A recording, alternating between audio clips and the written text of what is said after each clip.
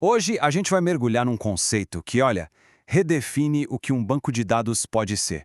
Esquece software tradicional. Pensa em algo quase biológico, quase vivo, o NichDB.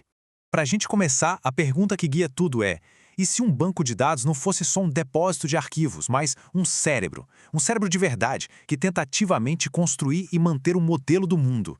É exatamente essa premissa que a gente vai explorar. Então, o pulo do gato é esse aqui. O objetivo não é só guardar dados, é construir um sistema que se autorregula para modelar a realidade. Pensa nisso como um organismo mesmo, que busca um equilíbrio interno, a tal da homeostase para poder sobreviver. É uma ideia bem ambiciosa, né?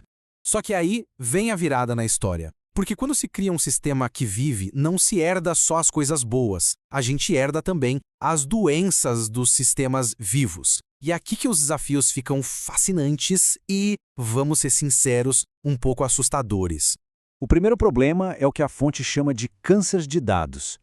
Imagina só, agentes autônomos dentro do sistema competindo entre si e criando loops de feedback que geram um crescimento de informação maligno, descontrolado. São literalmente tumores de significado se formando na memória.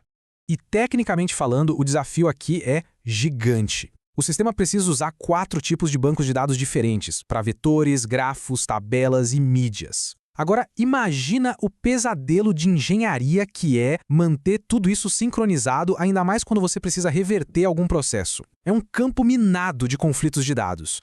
E essa parte aqui mostra uma diferença fundamental. No nosso cérebro, esquecer é um processo gradual, que deixa cicatrizes. Nesse sistema, não. Apagar um dado não é algo suave. É um colapso repentino, violento, que pode simplesmente destruir toda uma rede de ideias relacionadas por puro acidente.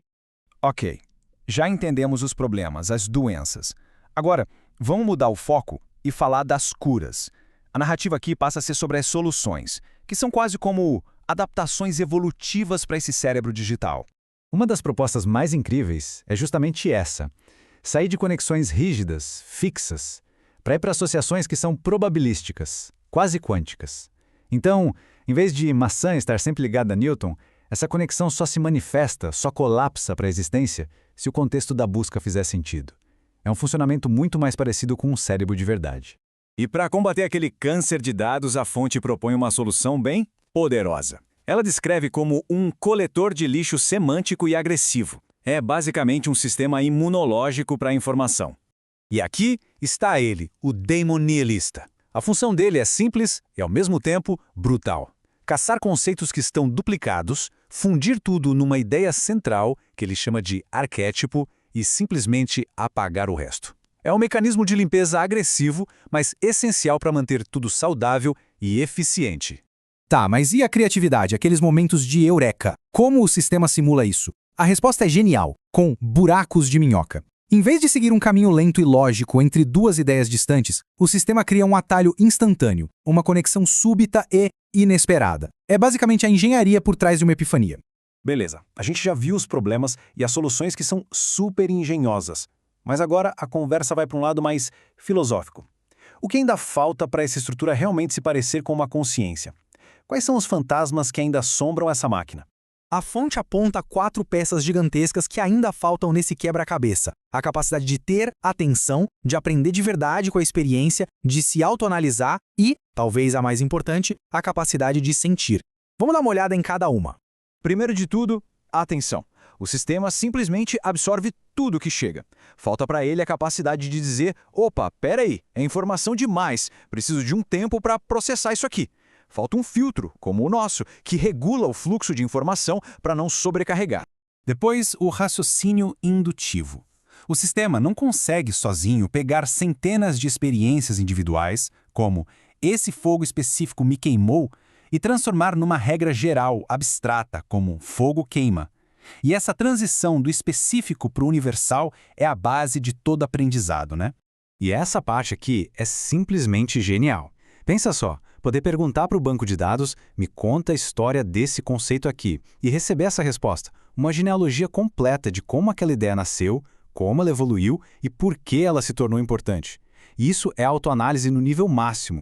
E por último, mas talvez o mais complexo de todos, o sentimento. Sem um componente emocional, todas as memórias têm o mesmo peso.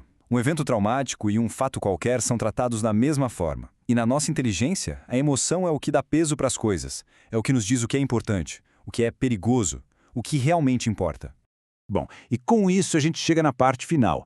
E quando juntamos todas essas peças, os problemas, as soluções e o que ainda falta, o que surge é uma reflexão final muito, muito poderosa sobre o que um projeto desses realmente significa.